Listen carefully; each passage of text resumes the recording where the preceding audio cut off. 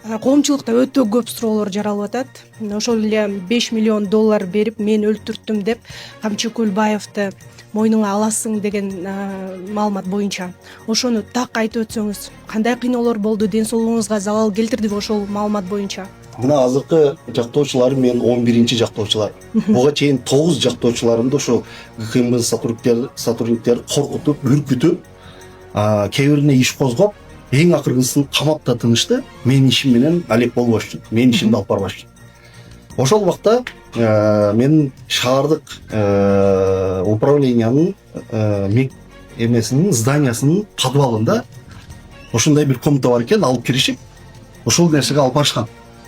Ток отурулууга. Башыбызга пакет оротулду, электр тогуна отургузулду. Камчы Көлбаевди 5 миллион долларга заказ берип өлтүрттүм деп, мойнуңа ал деп мени кыйнап, мен больницага чейин түшүп калдым деп кайрылсам, мына эми тымпыйып отурат прокурорубуз.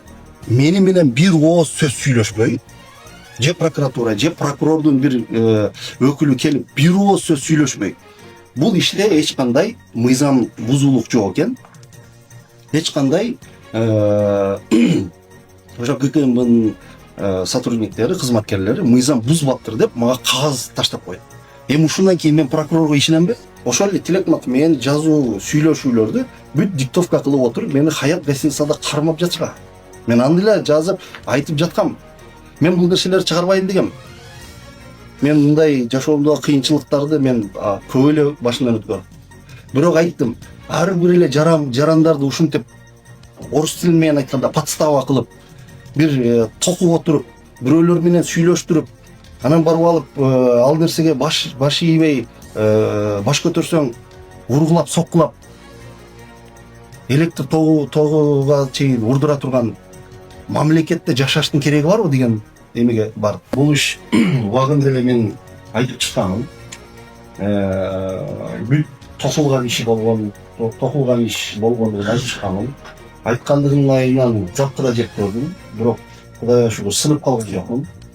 Мен дагы деле айтамын, бул иш токулган иш. Эртеги кеч бул түйүн чечилет. Өткөн процессте айтып кеткендей, булар башында 150 миллион сурап, анан ал нерсени кантип мыйзамдаштырышты билбей, 52 миллионду болбогон нерсе үчүн биздин компанияга же болбосо менин жеке өзүмө таандык болбогон жер үчүн төлөтсөм. Албетте төлөп атканда мындай мыйзамдуу соттун чечими жок. Ал нерсени керек болсо мен өз каалоом менен, өз колум менен да берген эмесмин. Ошонун айынан эмне болду? Ошонун айынан болгон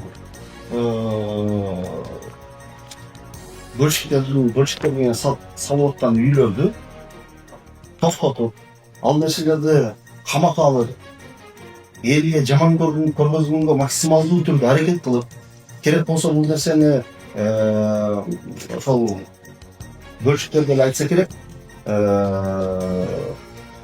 ошол ГКМБга чакырып алып, ошол таштын үстүнө жазып белгиле дегенге чейин да барышкан багы. Анан бөлшектер жазыш үчүн ташып, алардын акчасын жеп, тымпыйып, за границага качып кеткен адам эмес. Бирок убакыт тараз экен. Мына канча убакыт өттү. Керек болсо компанияга ошол эле ГКМБнын сотрудниктери барып, дольщиктер менен өздөрү прямой беседа кылышып, өздөрүнүн бухгалтерине коюшуп, мындай айтканда колдоруну жакшы эле салган болчу.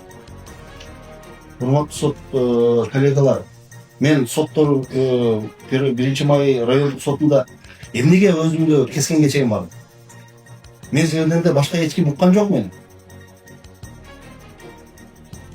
Мен ушул ишимди ошол убакта жүргүзүп аткан адвокаттардын камагына чейин барышты. Урматтуу соттор. Анан адам үнү жетпегенден кийин бир нерселер багыш керек болот эле. Мындай мыйзамсыз нерселер боло берген болсо, каалаган келип, каалаганын мал мүлкүн тартып алып, оңго солго кетире берген болсо, элге жаманат кыла берген болсо ал болбойт деген таризде мен ошол кадамдарга баргам. Ошого урматтуу достор, мен өткөндө сиздерге айтып кеткениме дагы деле айтамын. Сиздердин ар бир аракетиңиздер бул тарыхта калат. Тарых жаратылган. Жаратканга да мүмкүнчүлүгүңүздөр бар. Бирок ушунчалык коомчулук, ушунчалык медиа тарткандан кийин Который не вступила в силу. биз сиздерден суранарыбыз өтүнүч үчүн мыйзамдуу эле кара бериңиздер деп атабыз. Биз сиздерге мыйзамсыз нерсени айткан жокпуз. Албетте ушунча нерсе менен багып чарталып атканбыз. Азыр урматтуу Султай, биз эми мына түрмөдө отурабыз. Келгенде чыкканда ошол айыпталуучулар менен кээде баарлашып алабыз. 7.000, 8.000 сом алып айлап жылдап отургандар бар. А бул жерде 52 миллион маселе көтөрүлөт. 52 миллион да биз баягы асмандан алган байлыгыбыз эмес. Канча жылдан бери ошо топтоп аракет кылып, нерв кетирип, өмүрүбүздү сактап отуруп тапкан мал мүлк болчу. Эми ошол нерселерди убагында азыр бул прокурор мырза да айтып атпайбы, убагында мындай ходатайство берилген, тигиге ходатайство берилген деп. Биз көп өтүнүчлөрдү келтиргенбиз. Урматтуу Султай, өтө көп өтүнүчлөрдү келтиргенбиз. Бирок бир өтүнүчтү дагы караган жок, себебинен эле ушундай эле прокурор мырзаларды сыртта ÖKM'nin сотрудниктери тосуп алып аткан. Мен өз көзүм менен көргөнмүн, урматтуу Султай. Сыртта тосуп алган, маскаларды кийип алып. Булар деле эчтеке деше алган эмес. Ошого азыр ар кандай возраженияны кылышып атат. Мен ал нерсени да түшүнөм. Бирок ал убакыт өттү. Урматтуу Султай. Эгер жаңыланалы, өзгөрөлү, ошол системада акыйкат болсун деген болсоңуздар, биз мыйзамдуу эле өтүнүчтөр келтирип атабыз силерге. Ошого тилке берүүңүздөрдү суранам. Толугу колдойм.